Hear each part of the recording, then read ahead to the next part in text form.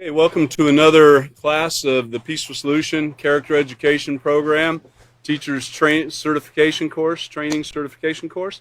You may be seated. You might be seated there if you're standing up. Thank you again for being here, and we look forward to having all of you here and all of the people who've been attending on the internet, all the classes. These classes run in succession. We started with the character unit and we move on, and each unit builds upon the last unit that we studied, and each chapter builds upon the last chapter and the last unit. So we are in the acceptance manual right now, and we also bring with us, if you have one available, the character unit, because we revert back to that unit many times, which we will tonight also. Again, if you've been following the classes, you know that recently we've had Chris Heiler, we've had Katan Alexander and William Krause all teaching, and I think coming up would probably be the teacher Chris Heiler on, just to give you a heads up here, the next class will be on, let's see, Sunday the 15th, 8:15:21. That'll be the next class at 5:30, so make sure you have plans to attend. We look forward to all of you being here. Okay, so to get started tonight, we left off, exactly what page it is, page 39 in the acceptance manual, page 39, and we were going over what we have learned in that last chapter, which is about diversity, learning how to be tolerant instead of intolerant. But the title is actually of chapter 2 is actually Accepting Diversity. Now, it did talk a lot about different types of diversity and different types of intolerance. We went into accepting people of different nationalities, different colors, different, just different places they were born. Might have been born in California and this person born in Texas, you know, plenty of differences in people, in accepting different cultures, accepting other physical differences like handicaps and so forth.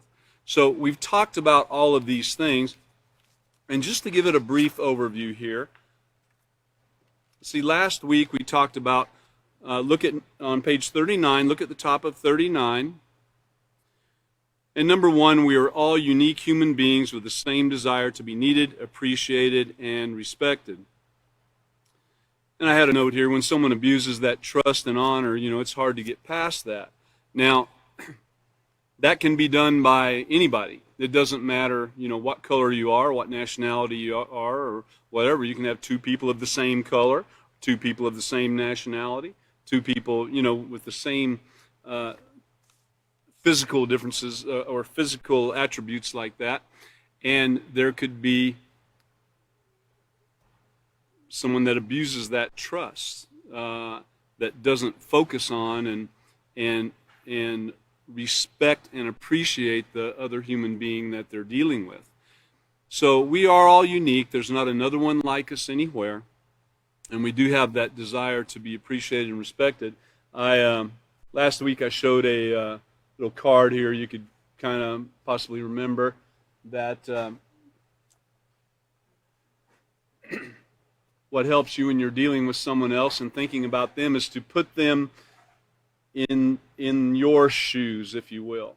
This would be how you think of yourself in a situation. You might think of yourself as the victim, or the one that's unfairly treated, or the one that's thankful, or being compassionate and respectful and humble and tolerant and so forth, while thinking of the other person in quite a different way. Let's think of the other person like we think of ourselves right there too, and that will help us in our ability to appreciate and respect the other person and deal with them in a proper manner. Now, Let's see, look at number 2. When all people of all nationalities, ethnicities, and languages begin accepting the differences of others, there will be no more excuses for intolerance. If we could turn to page 23 in your acceptance manual. And look down towards the bottom. Let's see, pretty much the last paragraph. During the course of history, wars have been fought because of a lack of acceptance of people who are physically different. What causes people to mistreat and hate one another because of their physical and ethnic differences? What causes that? Well, there's a lot of stuff. We're going to talk about a little bit of it. But can we learn, and by the way, this carries on into the next chapter also. Can we learn to coexist and respect each other, or will our differences continue to cause conflicts, hatred, and war? And in this chapter, we will explore these questions and more. You will learn that accepting others, looking past what makes us different, and focusing on our similarities will lead us to a place called appreciation and respect. And that helps us to deal positively with one another. Let's go ahead and turn to page 25. And let's just look at the middle of the page there. There's a notation there. It's talking about intolerance, and, of course, the opposite of acceptance takes on many forms, the stereotyping, prejudice, and so forth. But let's drop down to the middle. In bold, it says, basic fundamental respect for all people means to, number 1, avoid violent verbal or physical behavior, and number 2, to interact with consideration of others' needs by showing compassion. Now, again, the card I showed you a moment ago, if you're thinking about the other person as you're thinking of yourself, you will be thinking of their needs. You will show compassion. You will show respect. Remember, let's really think about the other person and treat them the way that we want to be treated. It's hard to do sometimes, and as we go into the next chapter talking about communication, some things will become very clear there too on how you must do this to communicate positively with another person. It's a must. You've just got to. Otherwise, the communication will not be there. And you got to know what communication is. We're going to get there in a moment. Just hang in there. Page 31, briefly. Again, we're talking about the point number 2 on page 39, what I've learned. On page 31, acceptance means acknowledging the many similarities, this is down towards the bottom, that exist between each member of the human race, and embracing these differences by consciously making an effort to become more respectful towards people of other cultures and nationalities. Now remember, this focuses a lot on the intolerance that we see in today's, all around us today, talking about the differences in people's skin color and so forth, and nationality and so forth, or even different political affiliations. And so consciously making an effort to become more respectful is a very important thing in everything that we do. Consciously doing that, putting forth some effort. You got to put forth the effort. It also means appreciating the various nationalities and ethnicities, and instead of finding reasons to alienate one another, let's focus on all the similarities that we share. And for your notes, page 32. So there's a few things we're looking at in talking about this point number 2. Now, what really matters? Now, William had gone over this lesson. I think Catan reverted back to it also. But the human race can be compared to the apples in this particular activity on page 32. We might have different physical characteristics, but inside we are all the same. And rather than focusing on one another's differences, in this case, black, white, rich, poor, skinny, fat, etc., let's focus on our similarities. After all, we are all human. We all want to be loved and needed. Now, there we go again, going back to that thing of, everyone has the same desires to some degree. When you're dealing with another person, remember that they too have the same needs and desires that you need. They have the need to be loved. They have the need to be respected. They have the need to be accepted. And when we can do that, we are well on the way of having peace in everything that we do.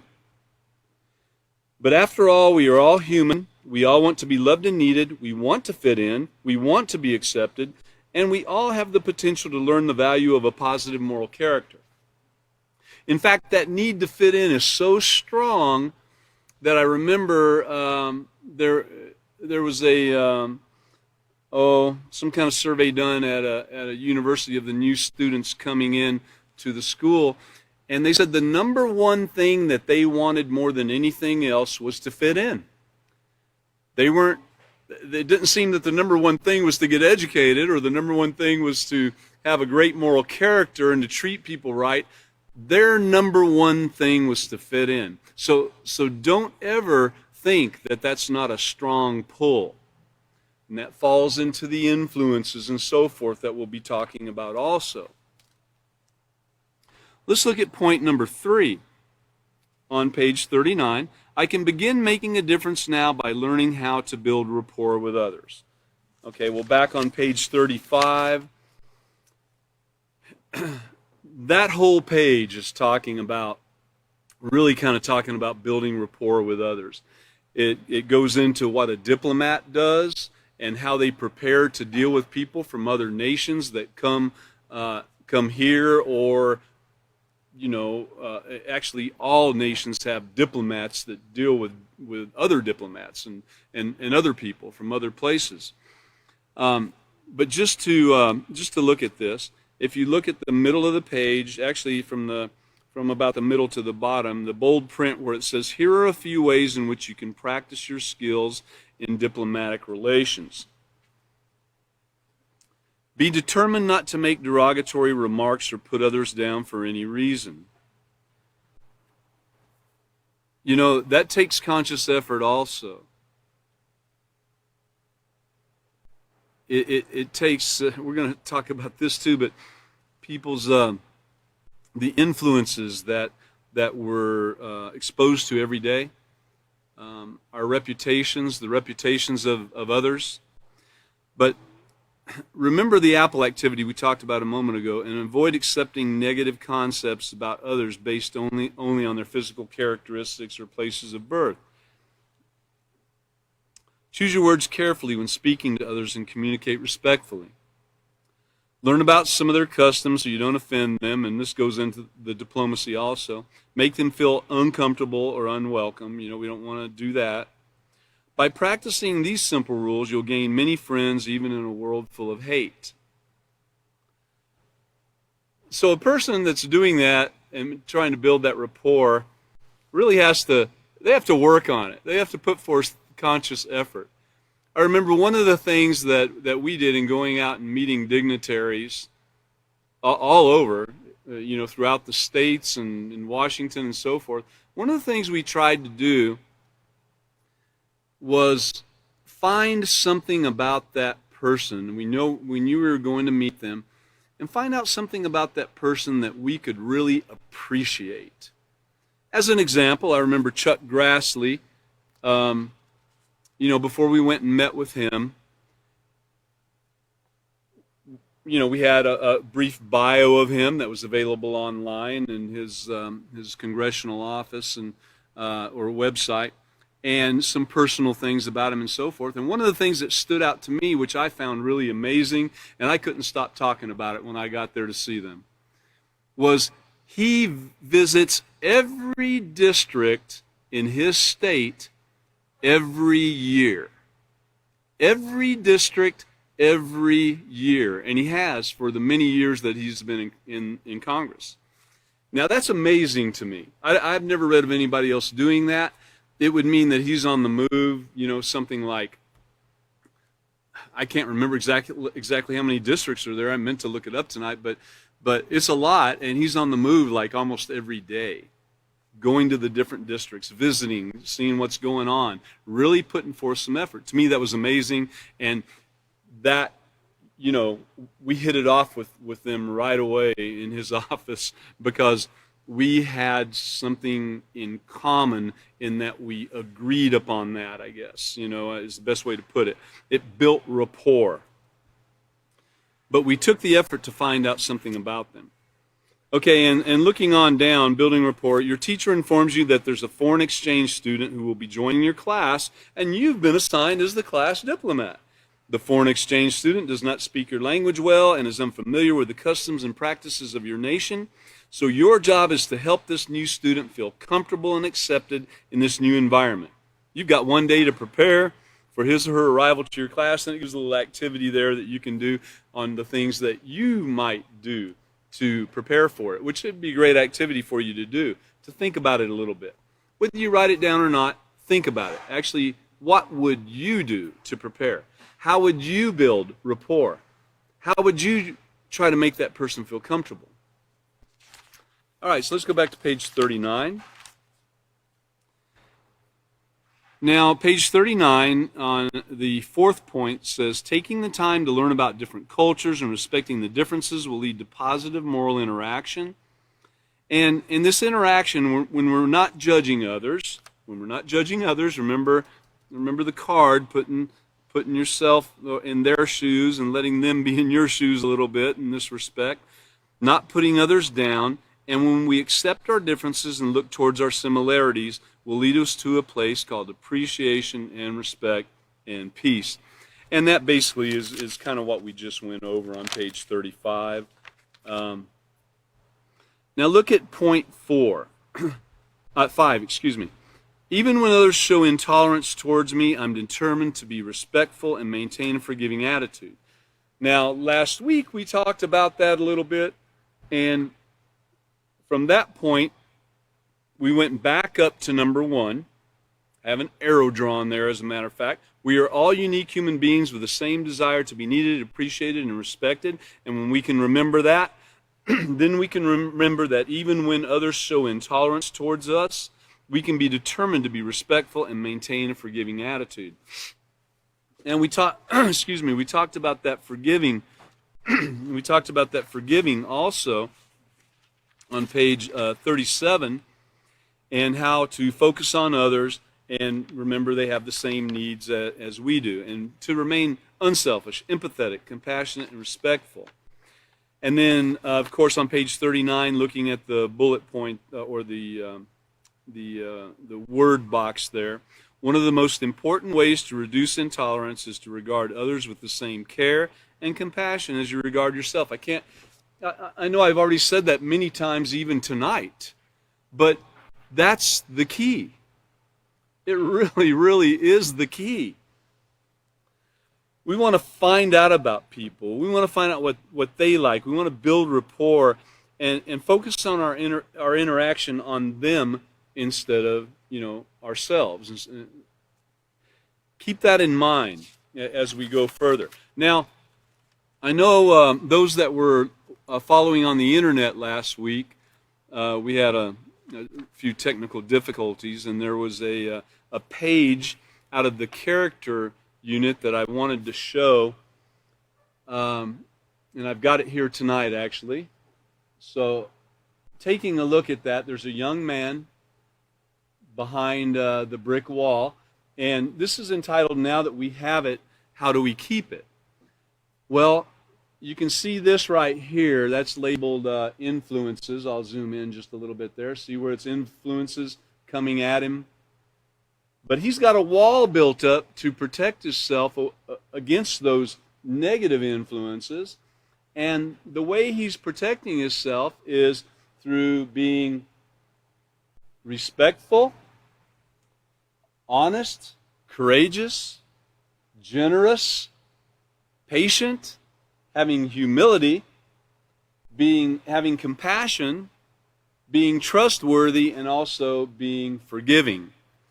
And by having these positive character traits built up inside you and really like building a wall around you to protect yourself from all these negative influences coming your way, that's the way to do it. That's the way to have a forgiving attitude.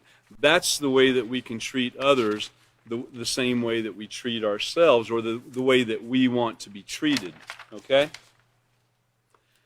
Now, what I'd like to do is, there's a few activities there you can look at and do for yourself, but let's go ahead and turn to Lesson Plan 3, page A.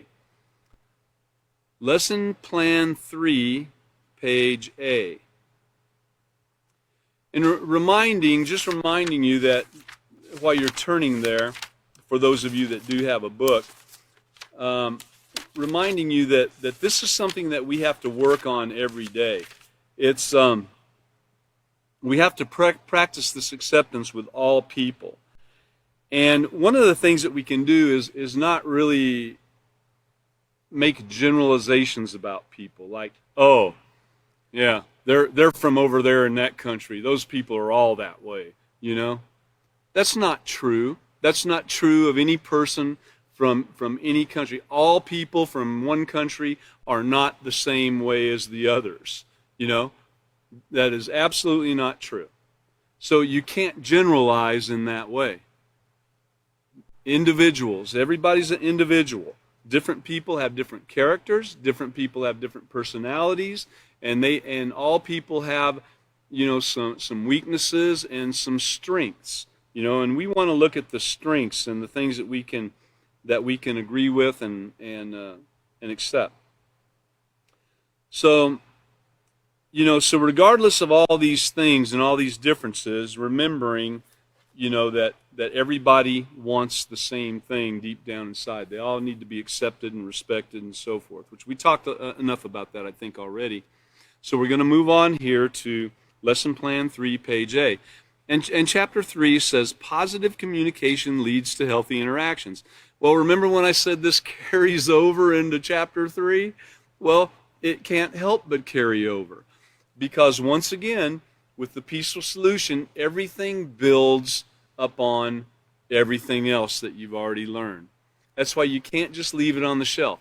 You know, we've been through the character unit. What do? Just put it on the shelf and forget about it? No, that's not what we do.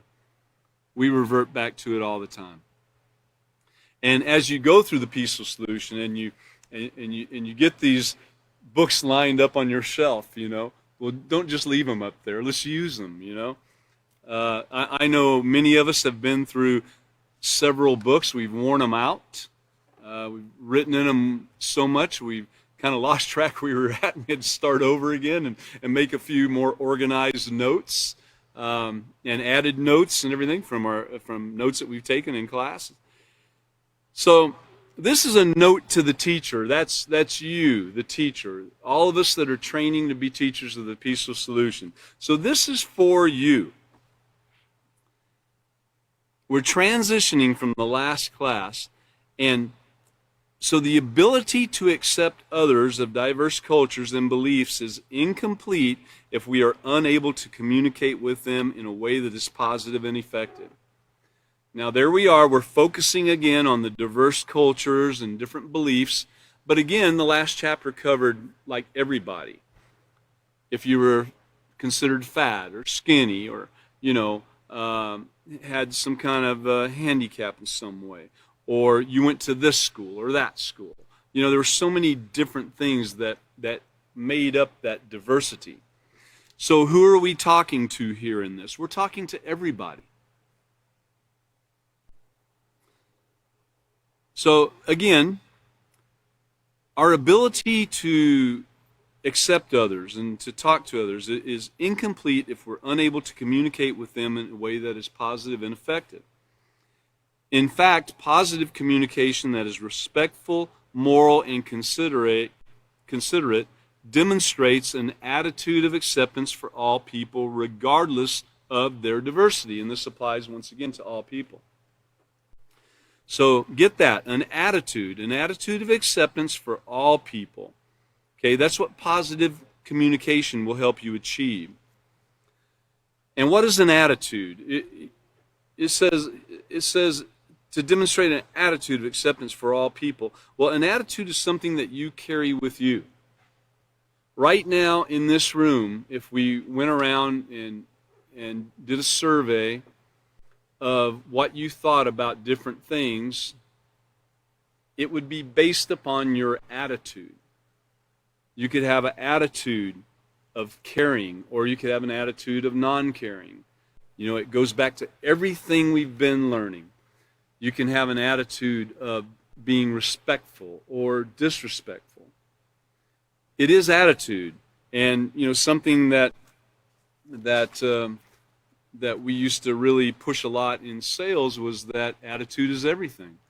Well, it really is to some degree, because you can have an attitude of wanting a great moral character and holding on to that, or you can have an attitude of, well, I don't really care. It's, you know, yeah, it sounds interesting. I think I'd like to learn it a little bit, you know, but so it can be adjusted. That's the great news. Our attitudes can be adjusted. That's what's great about it. So poor communication, on the other hand, not only results in misunderstandings and hurt feelings, but also demonstrates an attitude of intolerance. Negative words, tone of voice, and body language can belittle someone's worth. So we're going to learn more about that as this chapter goes on too. But I want you to think about something. As we move on further, we find that words, you'll find that words don't have as much of an impact on what a person perceives being said as much as the body language and tone of voice and attitude. It's funny how people can pick out that attitude that you have from the tone of voice you're using, the body language that you're exhibiting, and of course the words you're saying also. The facial features that you exhibit. I can't help but lead into a little bit of it. I'll try to practice some self-control and refrain. But so negative words, tone of voice, body language can belittle someone's worth and lead to interaction that's not conducive to positive moral growth and development. When we consider how our relationships, both personal and professional, are affected by the way we communicate, we can clearly see the value in teaching children how to effectively convey their needs and feelings. And I might add, not only children, but adults too. And no matter how old you are as an adult, your attitude can be changed. It can be adjusted. So let's talk about communication just for a moment. Now, I looked up the word communication. And as you might expect, it first came up with the art of communicating or something, you know, along those lines, which, again, leads back to a pretty common thing. But so we got to find out, and I got now another definition, which is a little more concise.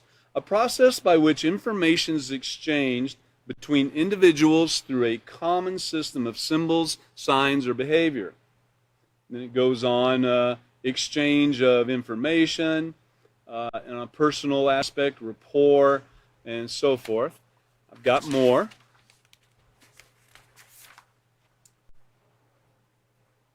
To cause to pass from one to another, so you're communicating something. Notice it gives the example of some diseases are communicated too. But what we want to communicate is what we're trying to get across. When we're communicating, we want to have active listening and active communication. We want to be able to share and gain, so we can really see what's going on with the other person. So we can show that we care. You know, another thing that was said many times in sales was, you know, they'll never care how much you know until they know how much you care. They'll never care how much you know until they know how much you care. Okay? So looking back up here again, to transmit information, thought, or feeling so that it's satisfactorily received or understood. Now that's a great definition of it. We want to transmit this information or thought in a way that it can be received and understood. And we want to be open to one another. We want to connect. You know, we want to get that connection so that we know that we're understanding what's going on with the other person and they understand what's going on with us. And we understand their feelings, their desires, their wants and needs. And so communicate itself, let's look at the overhead again, please. So the definition of communicate itself is to convey knowledge of or information about, to make known, to reveal by clear signs, to cause to pass from one to another, and then, of course, a more archaic thing is to share. But all of those things apply, and there's nothing wrong with that meaning there too, to share, because that's exactly what it is. Now,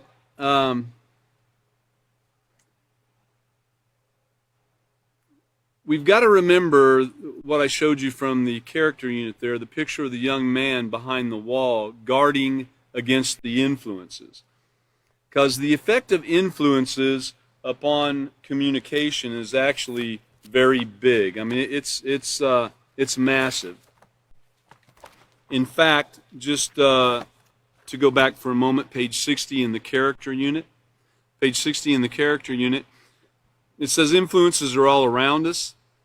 Your values play such a key role in developing your character that you got to be aware how influences affects the things that are important to us. And of course, this is going to be important to us, communicating with other people. And remember, an influence is something or someone that has the ability to affect your attitude, your way of thinking, your feeling and behaving, thoughts, feelings, and actions. On down on that page, about halfway down, it says how you are influenced can affect what you value or motivate you to create new values. Now get that, because that's pretty strong. So how your influence can affect what you value or motivate you to create new values. Now how does that play out when you're trying to communicate with somebody? When you're trying to show others that you accept them, even in whatever type of diversity we're dealing with. How does that come into play? Well, right there. Those influences can affect what you value and motivate you to change your values, whether positive or negative. So we have to keep that in mind.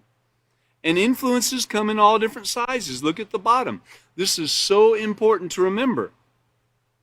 They can be positive or negative, subtle or bold. But one thing they have in common is that they have the ability to affect us, to affect what we value, to affect our character in a positive or negative way, to affect how we're going to deal with that individual, to affect us on if we're going to be able to look at that person and understand that they have the same needs, wants, and desires as we do on being accepted, respected, cared for, and so forth. We've got to remember that.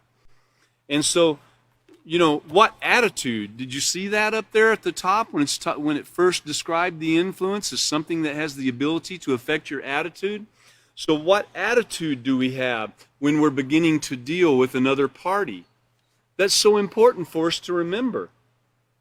We've got to, it's another one of these sales sayings, but some of them make sense, Take a checkup from the neck up before you take an up. Meaning before you go out there and talk to that person, take a checkup from the neck up and make sure you have the right attitude as you go out and talk to that individual. Yes, it applies in everything we do in life. It applies in every form of communication. It applies in sales. It applies in dealing with our families. It applies in dealing with coworkers. It applies with dealing with somebody we just met. It applies with dealing with diplomats and dignitaries and peoples of all nations, all colors, everything. It applies everywhere. So yeah, we get these little sayings sometimes that kind of help trigger it a little bit, So we got to keep in mind these variables that come into play when we're communicating. Another thing, so we've talked about the influences there. Again, we're on lesson plan 3, page A, and we'll get back to it in just a moment, the note to the teacher. But this is for you, the teacher, to know and remember all these things when you're dealing with your students, when you're teaching a class, when you're trying to share the information, when you're trying to connect with the student, when you're trying to get it across to where it's understandable.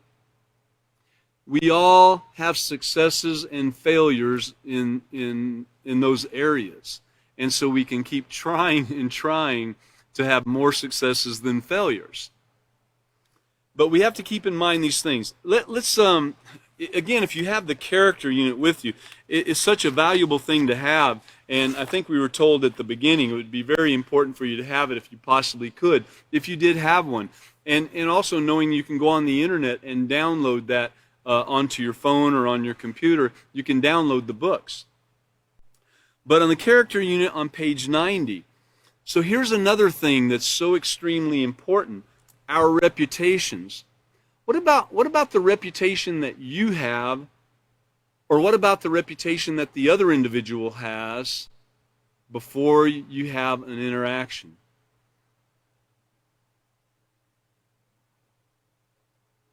So, talking about your reputation.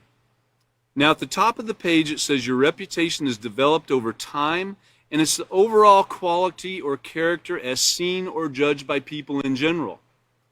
Again, a lot of people mistake character for personality, and, things get a little confusing in there. And that's another thing you got to think about, too, the personalities. Look at all these things that come into play that are hammering us before we're even stepping in front of the person we're fixing to communicate with, no matter what type of diverse person they are. Keeping in mind, once a bad reputation is established, that's dropping down a little bit, it's difficult to undo what others think of you. So, of course, we have to guard our reputation, but once again, keeping in mind the other person's needs and desires and the desire to be accepted and so forth, what about their reputation? What if we've heard something bad about them? Well, let's talk about it a minute. Drop on down to the middle. Do you know anyone with a bad reputation? Think about it a minute. Do you? Do you know someone with a bad reputation? Well, that reputation was developed by some action others saw or heard about that person at one time or another. Get this next point. Whether it was true or not. A reputation can be formed whether true or not. So now, how does that affect our ability to communicate with an individual? Think about it a moment, because I think we've all had times that, we did have a preconceived notion about an individual before we spoke with them. And I'm throwing everybody in there. Diversity is everything. Yes, we just covered a lesson that focused more on different colors and nationalities more than anything else, but it also delved into all types of diversity. Remember, the handicaps, the different areas of the state that you used to live, or different schools that you went to, or you were fat or skinny or short or tall, or all these things come into play. So once again, how does this affect you and the ability to communicate properly with the individual you're going to see, or that has sat down next to you, or that you sat down next to, or that you were assigned to be somewhat of a diplomat and find out what that person needed? Please think about that. These are all the things that come into play that can affect our ability to communicate. And remember, the title of chapter 3 is Positive Communication Leads to Healthy Interactions. So we got to do a checkup from the neck up before we have that interaction, that communication. Because we want healthy interactions. We want to have friends. I know the author of The Peaceful Solution, Yusra Hawkins, he said one time, not only to me, but to others, to a group, he said, you've got to have friends. When times get tough, you've got to have friends. So we should be striving to have friends. And what better way to start than those around us, our coworkers, the people we see every day, our families. What better place to start to have friends than those that are around us everywhere? So now, that being said, keeping in mind all these things that affect our positive communication and our healthy interactions, the influences we get hammered with every day, so we really want to control what influences come our way. Let's block out those negatives, right? If someone comes to you with negativity, you might just mention to them, hey, I'm really trying to remain positive. Or ask them, hey, what positive thing can you remember about today? Or, hey, I know that person too, and I remember, man, he jumped in to help me one time when nobody else would. Let's speak positive things. Keeping in mind the reputation of ourselves, maybe the person we're fixing to have interaction has heard some bad things about us. Maybe they've heard great things. You'll probably know pretty soon which way that is. But again, we don't want to have the focus on ourselves. Don't be thinking so much about, well, what does this person think about me? Be thinking about what you think about him or her, whatever the case might be.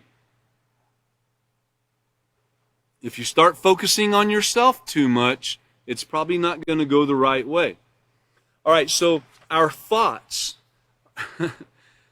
Well, let's move on down page 90 of the character unit here for a minute. So as you know, this is down towards the bottom. It says, as you know, word gets around whether it's positive or negative, and your reputation's no different. In fact, you might all know about someone, though it might be true or not, without ever meeting them because their reputation precedes them, just as yours precedes you. People are observing you at all times. And I want to say, as a teacher of the Peaceful Solution, you need to be aware that your students are watching you all the time. They're looking at you with a microscope. They might come to you at some point in time and say, I had the opportunity, I think the last class, I said something right at the very end that if anybody saw me doing something that was not according to the lesson we just went over, in any degree, please let it be known. Feel free to come up and say, hey, David, can I talk to you a minute? Well, guess what occurred? I had that opportunity. I got a phone call, and, I had the opportunity to be thinking of myself as the victim for a minute, and to be thinking about how I did things right and this other person was doing something differently than what I would have done. And the person on the other end of the phone said, you know what, David? I saw the lesson last week. It was really great. And boom, there it goes. My head just blew up right there on the spot. I was like, thank you for pointing that out. It hit home. So we've got to... And I'm trying to use that as an example to show you how quickly it can come back. And believe me, we all are going to be doing that. We're all going to make mistakes. We're all going to fail sometimes at it, But having the ability to jump back and get in there and correct the situation is what we need to be working towards. Who knows? Possibly later in the week, I've done it many times, and maybe someone didn't come and tell me. I don't know, but I try to look back and see. So we have to remember also our thoughts. These are some of the things that are coming our way that affect our positive communication and our healthy interactions. And you as the teacher should know about, be able to learn about, and be able to convey this information, because you have to have positive communication with your students to have that healthy interaction. So these are the things you need to know about when teaching a class. You've got to keep in mind your reputation. What are you doing? What are your students seeing you do? What are they talking about, Be aware of what you're doing. You can't change you can't change them, And to go about to each one of them trying to change what they think about you is probably going to be futile. So the best thing you can do is be the best example that you can be, because your reputation, the thoughts, their reputation, the thoughts you have about your students, the thoughts your students have about you, these are things that all come into play on whether you're going to have this positive communication or not. Now, I want you to think about the personalities also. Well, let's go back to thoughts for just a minute. On page 80 of the character unit, you've got to set your mind in advance. We're always talking about setting our mind in advance and being prepared for what might come our way, right? So part of that is watching our thoughts. And so on page 80, when talking about watching your thoughts, it says a very critical aspect of maintaining your positive character is being aware of your thoughts. These thoughts continuously run through our minds, and they're significant in controlling our actions and our decisions. A particular thing to be aware of is the negative thoughts that might enter our mind when we feel someone has wronged us. And it goes back again to, if someone's ever hurt us, or we perceive that they hurt us, perceived disrespect, it could be imagination even. But that's why we have to be able to put ourselves in their shoes and think, hey, they might have had a bad day. I know they want the same ability to be accepted. They want the same respect. They want a great reputation also. And so we have to think about that.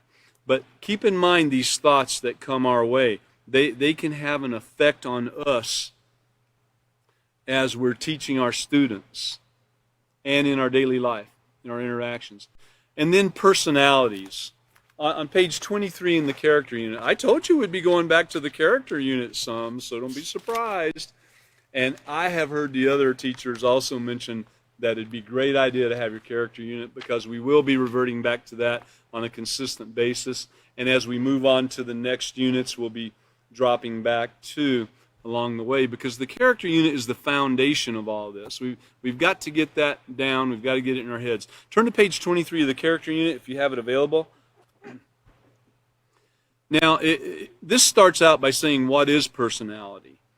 And I'll go ahead and read that first little bit. It says, because it's so easy to confuse personality and character, it's important to explore what's meant by personality. Now, the personality is made up of behavioral traits that are unique to each individual. Personality is the process you choose in how you govern your feelings, attitudes, and preferences. Now, isn't that interesting? Personality is the process that you choose, so you have a choice in the matter here, on how you govern your feelings, your attitudes, and preferences. And I don't have it with me tonight, but some of you might have seen something from our workplace manual, Moral Excellence in the Workplace. But you might have seen the picture in there that shows the basic little house. It's got a frame and everything, and this is your character. It's a well-built house and all that. And then in the next picture next to it, it has like flowers outside and shutters on the windows and a fancy roof and a landscaped yard and so forth. And that's kind of the idea of personality, on top of character, on how you want to present yourself, if you will. I don't know if I explained that properly. If I had the picture, it'd probably do better, but so it's the process which you choose in how you govern your feelings, attitudes, and preferences, and it's the basis by which you choose to interact with others. Wow. For example, when you first meet someone, you notice if they smile when they say hello. Not everybody does. Not everybody's walking around with a smile all day on their face. Again, not everybody's walking around with a frown all day on their face either. A lot of times it's a combination of the two. Sometimes when people are in deep thought, you might catch them and they got a frown on your face. It doesn't mean they're frowning at you, They might just be in thought or having something they're needing to deal with, so they might not be so joyful at that moment. You might also notice if they're humorous, serious, outgoing, or shy, in general as their general personality. If you look on down, the beginning of the last, or next to last paragraph, I should say, there's a sentence there that we should be aware of. It says, most people choose their friends based upon compatible personalities. Now get that. Most people. Now, we as teachers and students of the Peaceful Solution are learning that we should be choosing our friends based upon their character. The personality might be the initial thing that we see, the initial thing that stands out on us thinking, oh, that person has the same type of car that I do, or that person has, I see they have a book that I read not too long ago, or you see something kind of like a little bit in common that you think, oh, I could talk to this person. At that point, you know nothing about their character. At that point, you might not know anything about their reputation. You might not have any negative or positive thoughts, whatever, about the individual. You might have just seen them, But that personality is something that shows up at the beginning of when we first meet somebody. Now, going back to Lesson Plan 3, page A, where positive communication leads to healthy interactions, it says in this lesson, students will learn what communication is. We're on our way to learning that right now. We've got a lot more to go. What it is and its importance in building quality relationships, being able to communicate. And students will understand that by accepting others, remember we just got through talking about accepting diversity in the last chapter, but by accepting others, we're more likely to communicate and interact with them in a more peaceful, considerate, and effective way. Now, some of you might have heard me kind of chuckle a moment ago. I was thinking about something while I was preparing the lesson. It came to mind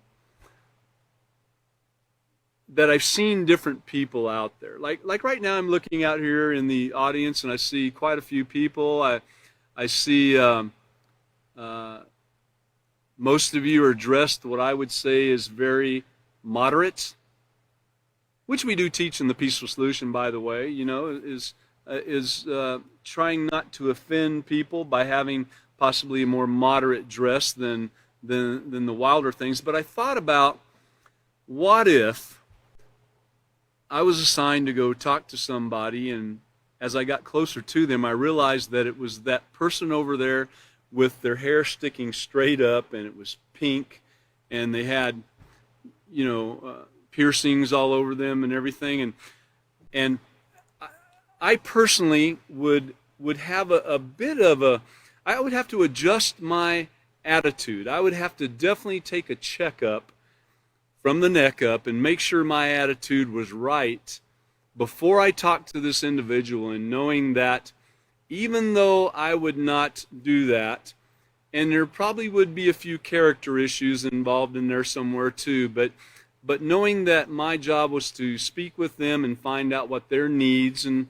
desires and wants were, and how we could possibly help, and how we could learn to get along. I thought to myself that thing. The picture came to mind, and that's kind of a wild example, but guess what?